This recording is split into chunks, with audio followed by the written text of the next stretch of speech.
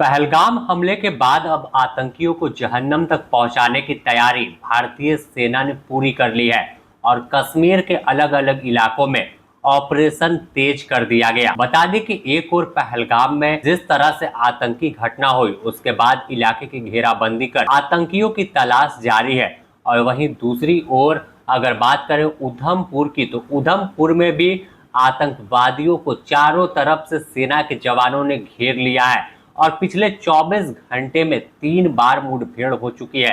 वहीं आज की बात कर ले तो 2 घंटे पहले तक जो आतंकी थे उन्हें चारों ओर से घेर कर सुरक्षा बल के जवानों ने रखा था और सेना के जवान ने इस मुठभेड़ में एक जवान की शहादत भी हुई है, जिसके बाद ऑपरेशन और तेज हो गया है। खुद प्रधानमंत्री नरेंद्र मोदी आतंकवादियों को जहन्नम पहुंचाने की बात कह रहे हैं और साफ तौर पर कहा है कि पहलगाम की घटना का ऐसा जवाब देंगे कि पूरी दुनिया देखेगी। जिस तरह से आतंकवादियों ने निहत्थे लोगों पर गोलियां बरसाई है, अपना चेहरा खौफनाक दिखाया है, तो इसका जवाब लेने के लिए तैयार रहे। और यही वजह है कि तमाम सेना को अलर्ट पर रखा गया है। एक ओर वायु सेना पूरी तरह से तैयार है, तो दूसरी ओर जल सेना और तीसरी ओर अगर बात करें तो थल सेना भी मोर्चा संभाल कर कश्मीर में छुपे दहशतगर्दों आतंकवादियों को तलाशने में लगी है।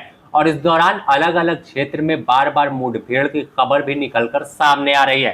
हम आपको तस्वीर दिखा रहे हैं कि कैसे उधमपुर में आतंकियों को जंगल में सुरक्षा बल के जवानों ने घेरा है और लाइव एनकाउंटर कैसे होता है, कैसे सुरक्षा बल के जवान कहर बनकर आतंकवादियों पर टूट रहे हैं, क्योंकि आतंकवादियों के प्रति पूरे देश में गुस्सा है और यही गुस्सा सुरक्षा बल के जवानों में भी है, क्योंकि 27 निर्दोष लोगों की हत्या हुई और उसी कश्मीर में अब बदला होगा। और यह बदले की भावना जिस तरह से अब पूरे देश में दिख रही है, तो अंदाजा लगा लीजिए कि आखिर पाकिस्तान का हाल भारतीय सेना क्या करेगी। पहले कश्मीर में छुपे आतंकियों का सफाया हो रहा है, इसके बाद एक बड़ा हमला देखने को मिलेगा।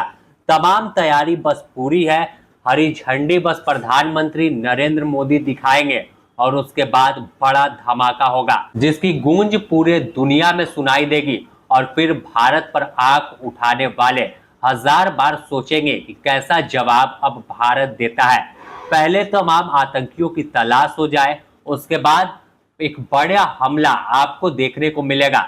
तमाम जो बॉर्डर इलाके हैं, कई लॉन्च पैड उस इलाके में पाकिस्तान वाले एरिया में भी सर्च किए गए हैं, जानकारी मिली है, खुफिया अलर्ट पूरी तरह से है और साफ तौर पर उसी जानकारी के आधार पर अतिरिक्त जवानों को तैनात किया जा रहा है, जिससे जिस इलाके में आतंकियों की गतिविधि थी, जहां से आतंकी घुसे थे और जहां पर पाकिस्तान वाले एरिया में उनका लॉन्च पैड है, जहां पर सेना उन्हें मदद कर रही थी पाकिस्तान की, तो उन तमाम टारगेट को हिट करने की तैयारी है और सीधा जवाब भारतीय सेना देगी। अगर दूसरी ओर देखें तो प्रधानमंत्री नरेंद्र मोदी खुद कई राउंड की बैठक कर चुके हैं और फिर सर्वदलीय बैठक हो रही है, तो इशारा साफ है कि अब हाथ पर हाथ रखकर भारत नहीं बैठने वाला है। ऐसा जवाब मिलेगा जिसकी गूंज पूरे दुनिया में तो सुनाई देगी, लेकिन पाकिस्तान की 7 पुश्त इसे याद रखेगी कि आखिर एक गलती की, एक खौफनाक कदम उठाने की सजा कैसी मिलती है। पहले आपको प्रधानमंत्री का वह बयान सुनाते हैं, इससे ही आप अंदाजा लगा लीजिए कि पीएम कितने गुस्से में है और कैसे चेतावनी खुले पाकिस्तान को दे दिया है। मैं बहुत स्पष्ट शब्दों में कहना चाहता हूं, जिन्होंने ये हमला किया है, उन आतंकियों को और इस हमले की साजिश रचने वालों को उनकी कल्पना से भी बड़ी सजा मिलेगी। सजा मिलकर के रहेगी।